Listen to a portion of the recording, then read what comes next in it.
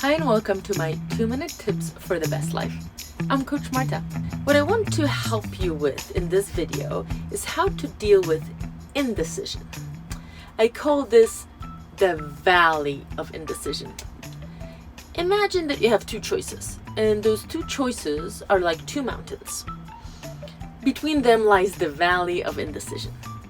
This is where you obsess, agonize, and constantly go back and forth between the two options.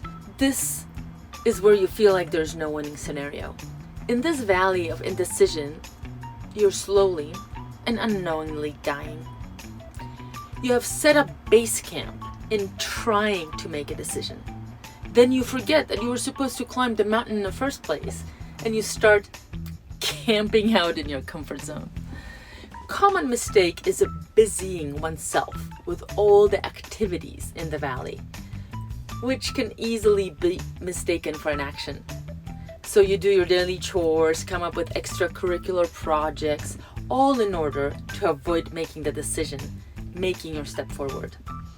On the surface, you look busy, but you haven't really committed to any of the mountains. So here's what I propose. When in indecision, flip a coin and start climbing. Make a rudimentary decision. It's better to start your way up the wrong mountain, recognizing along the way that it is indeed the wrong one, than it is to never start climbing. There's a benefit of making the wrong decision, which is increased learning. You do what you can to learn from it, course correct, head down the mountain to start climbing the other mountain. Right decision or wrong decision, you get closer to your goal, which is unattainable by chopping wood in base camp. If you'd like some help with your decision-making process, I prepared a downloadable guide. So just click on the link below. And what I would like you to take from this one is don't confuse motion with progress.